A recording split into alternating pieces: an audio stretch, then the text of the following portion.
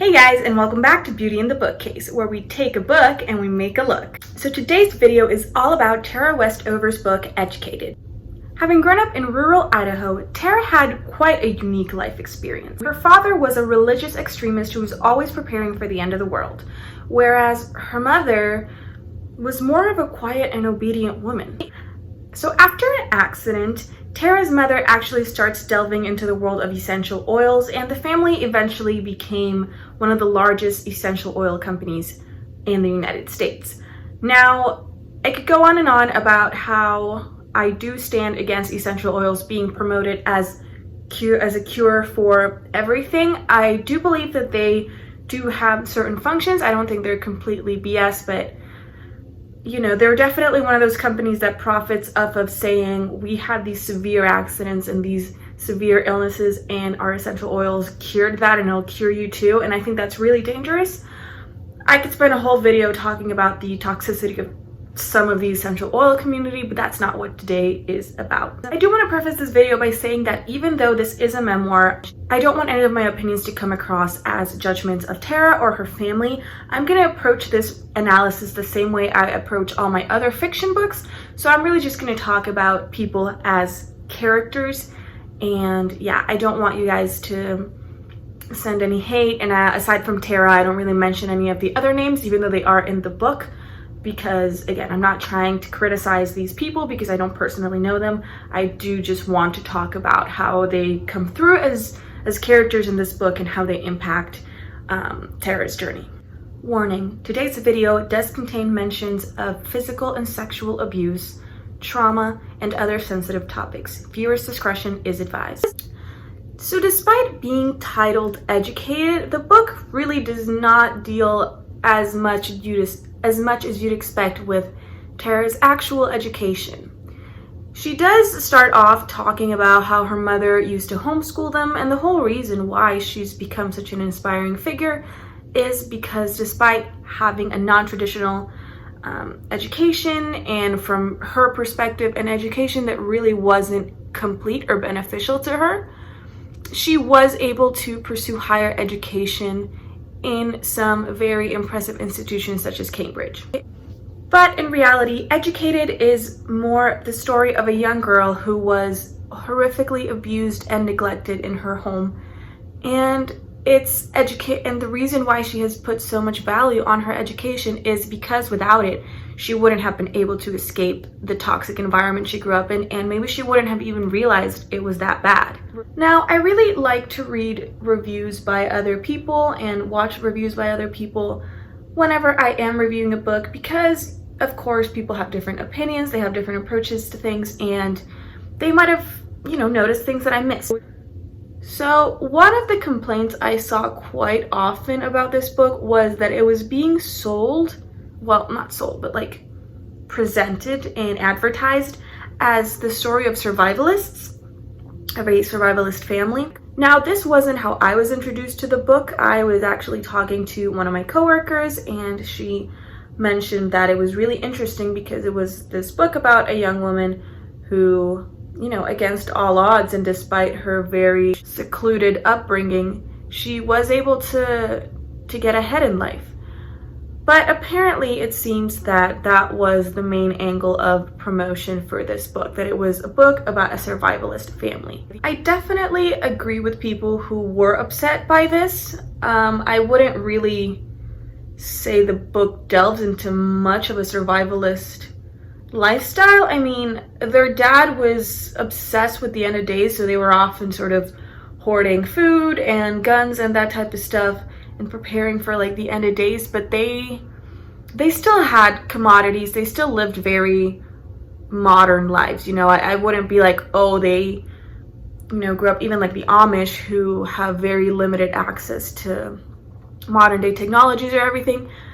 That was definitely not how they lived, so I can definitely see why people would be misled and frustrated because they bought the book expecting a certain story and then got something very different. Moreover, I think it is extremely problematic to want to sell this as a survivalist story, because if anyone was in that lifestyle, it was her father, and by going like, oh, this is like a story of a survivalist family, you're almost presenting like her dad as this like quirky kind of eccentric guy who just wanted to live off the grid. And I think that's really harmful because he was not great. He was quite abusive, and I think by trying to present the story as something other than what it is, it's very dangerous, and it really takes a lot away from Tara herself and her experiences. So, another critique I often saw was about the fact that Tara, I don't know if this was intentional or if it was just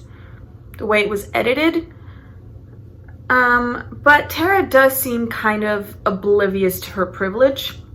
She often talks about how she and her family were quite poor, but you know, they had a telephone, they had internet, they had a TV. They were able to like take her to do extracurricular activities such as theater, singing, even dance classes. And you know, realistically, a lot of kids who actually grow up in poor households, they don't have access to a computer, they don't have access to the internet, they might not even have a car, and a lot of them can't even participate in extracurriculars either due to money or time or, you know, a bunch of other circumstances. So I definitely also agree with that point. There did seem to be a lot of like incongruence with the way that she perceived her family as poor, and there were just a lot of financial issues as well, which was another one of the issues. Is people were like, oh, she will say like, oh, my family was poor and I didn't have any money, but then, you know, there was money to fix cars after reckless accidents all the time, and there was money to buy equipment for her father's junkyard, there was money for her to travel from England to America constantly. So there did seem to be, maybe it was either just something that she didn't think of at all, or maybe they changed it while they were editing to make it more appealing. I don't know. I don't want to say that it was something done maliciously, but it is a little frustrating for it to be presented as there were all these things I didn't have, when quite frankly she is very privileged, and a lot of the reasons why she made it into college was because she got a scholarship, which neglects the bunch of other people who don't get scholarships, or even if they do, either they don't cover everything or they can't even accept them because they have to stay home and provide for their families and work.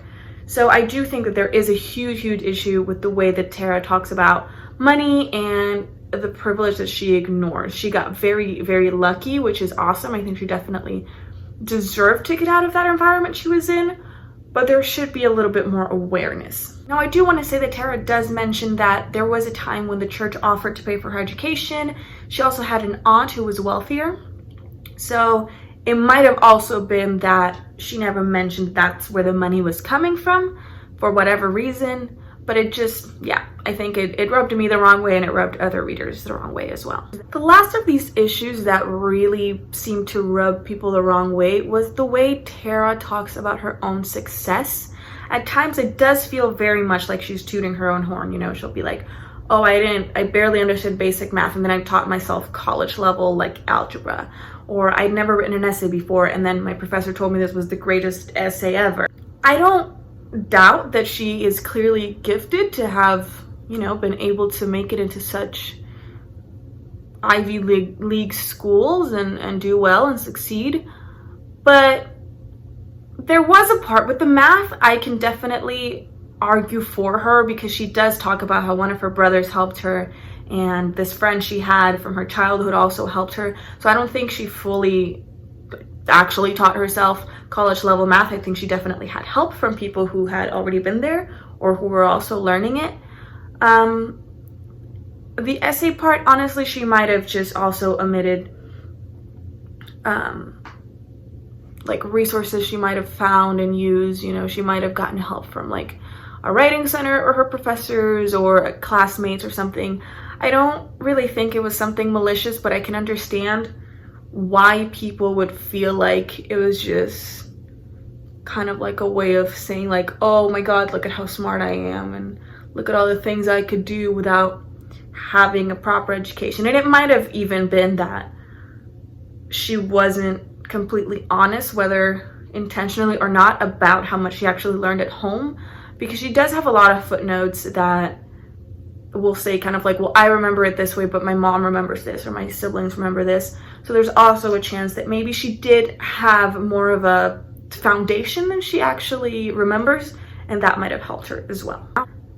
However, while a lot of people did seem to focus a lot on the incongruencies in her story, a lot of us, myself included, were really shocked by the abuse and the neglect that she faced. I mean, the fact that they were a family that went to church, they were a family who was around other people, and nobody reported this, nobody tried to get anyone to intervene. That just is crazy to me, you know, because she would have scars and there would be just like odd things, you know, the constant accidents. Somebody even like remarks like, oh, didn't you like just get into an accident last year, or hasn't this happened before, or something like that. So people were clearly noticing patterns, but they weren't really trying to do anything to help the kids, and I thought that was crazy. I do want to add a note right now that Tara never blames the fact that she grew up as a Mormon for the reason why things happened to her. I actually agree with her. I have friends who are Mormons. I have spoken with very lovely people who are of the Mormon faith, and I definitely don't think that the reason that her father was such an extremist and behaved the way he did had anything to do with the Mormon faith. So yeah, I'm definitely not going to be looking at it through the lens of that. She also does mention that when she was in college, she was taking a class and they were talking about people with bipolar disorder, and as they were talking about the symptoms, she did kind of seem to think that they fit her dad, but again, he wasn't ever properly diagnosed, so I don't want to talk about it from a psychological perspective. And again, I also think it's very dangerous to go like, well, he was violent because of his bipolar disorder, because that's incredibly toxic to people who do have bipolar, who are often characterized as violent people when they're really not, especially, you know, if they're seeking treatment and they're medicated and all that. So I just wanted to put all that out there. Now, one of the things that seems to happen quite a lot in the Westover family is that they were very accident prone to a level that I found suspicious. With this family, it just seemed suspicious. Like, it was just to a point where I was like, it just seemed like neglect. You know, Tara's father, when they were working at the junkyard, he'd just like throw things around, and if they would hit Tara, he like harmed her leg inside of like a machine, because he was more worried about like the stuff that they were collecting than about Tara's safety. One of his sons like catches fire, and that whole scenario is kind of like remembered differently by everyone, so there's like this whole like confusion about what really happened. There was like this machine that one of the kids cut their finger off on, and then their dad forced Tara to like use the machine right after her brother had just cut his finger off.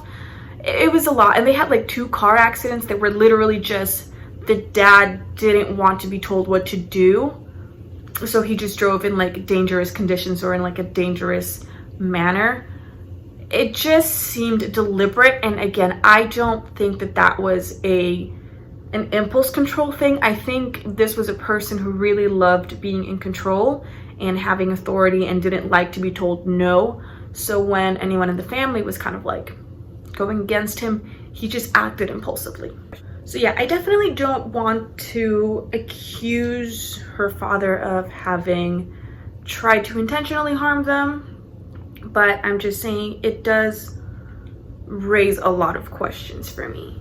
So one of the other main figures that contributed to the torment and the abuse that Tara had to survive at home was one of her brothers. Now, she does talk outright about a lot of physical abuse. He would beat her up and emotionally abuse her as well, but to me and to a few other readers, there seemed to be an undertone of potential sexual abuse. I don't want to claim that it was true because I don't know, and you know, Tara herself hasn't spoken out about it, but the way she spoke about the interaction she had with her brother, the fact that like she felt the need to lock her door at night with a bolt because she was scared of him coming in. The fact that he would talk to her and make her feel like a whore. Like he talked about her in very sexual ways that made her feel bad about herself. He kind of treated her almost like some of his girlfriends at times. They definitely had a very odd dynamic that did sound like there was something else, but again, that's more speculation on my part than anything. But yeah, while there is no actual proof of any type of sexual abuse, there are a lot of instances where Tara had, you know, she was emotionally and physically abused by her brother, and you could see him love bomb her after. So a lot of people, you know, were frustrated because they're like, well, why does she, you know, they were very frustrated that she still wanted to have a relationship with him and with the rest of her family, despite the fact that they were quite, you know, abusive. And a lot of that was love bombing. You know, he did have a tendency to, like, if he hit her or he made her feel bad about herself or anything, he had a tendency to then backtrack and be like, well, I didn't mean it, or I'm only looking out for you. And, you know, he'd be like, do you want to go watch a movie, or do you want to go whatever? You know, he was always trying to buy her affection back after messing up. And that is a very, very common way that people that, you know, especially emotional abusers, but also physical abusers, you know, that's how they develop trauma bonds. You know, they will make you feel terrible, they'll cause a problem, and then they themselves will become the solution for it, so that you think that they're better than they are. And it's really, really difficult to break those bonds, right? But yeah, it was very frustrating for myself as well, and for a lot of readers, to see Tara continuously return to her home and go back to the place of her abuse. And even at the end of the book, even though she does state that her choices to become more educated and to live her life differently from her family, even though those impacted her relationship to the point that, like, her family doesn't really talk to her anymore, she still holds on to them, especially after the fact that she did confront them about all the abuse that was happening, and they denied it, and everyone turned on her. And it was really, really hard to read that part, because you get so much pain from her, and you are told such a difficult story. And when she finally has the courage, it seems that her sister and her mom are on her side, and then they also turn on her. And it's definitely very hard to read that. I don't think it's definitely not unrealistic. I think it's something that happens a lot. You know, nobody wants to admit that their child is an abuser or anything, or that they might, you know, allow abuse in their home. Like, her mom does admit to her, though, privately, that she did notice that her brother tormented her, but she just chose to tune it out and not make it her problem. And yeah, a lot of people, and again myself included, were very frustrated while seeing her continuously go back to her family. But at the end of the day, you know, I understand.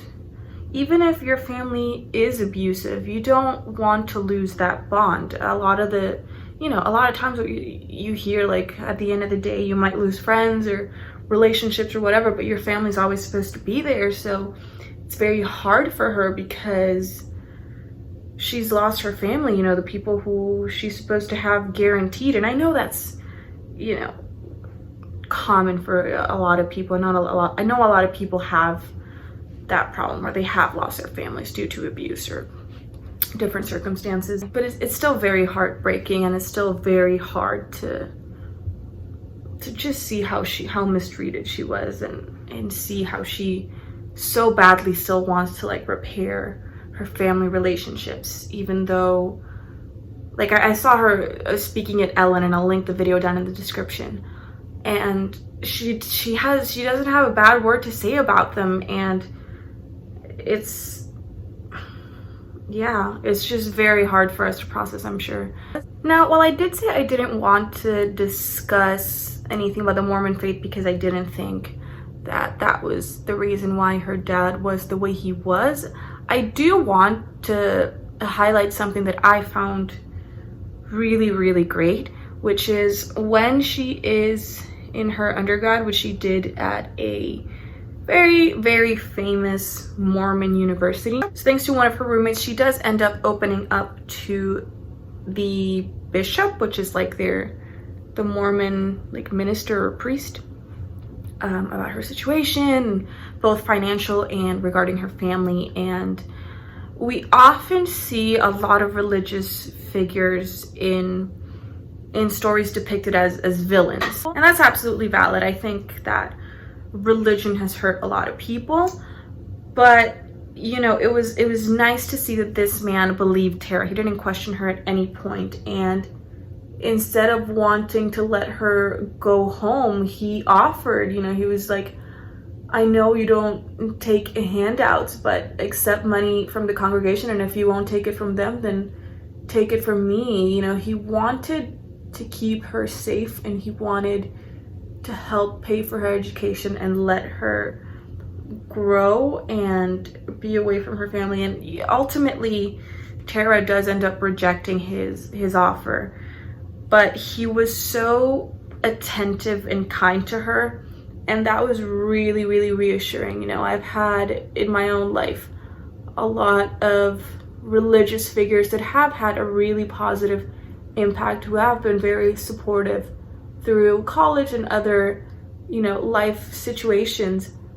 And it was nice to be able to see that she did have support from her religious community, and she wasn't, you know, everyone around her wasn't saying like, oh, it's fine, you're just making it up or whatever. Actually, most of the people around her were going like, this isn't normal, and you shouldn't be hiding this, and you shouldn't be trying to play it off, because this is a real problem. So that was really, really great. I think it's a very, very great message for people who might be afraid to speak up or trust in certain people, that there are people out there who are going to believe you even if your own family doesn't.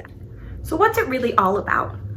At the core of it, I think Educated isn't a book about Tara's academic education. I think it's a book about how she became educated about her own life, about the things that she had been ignoring, and built up a better life from that.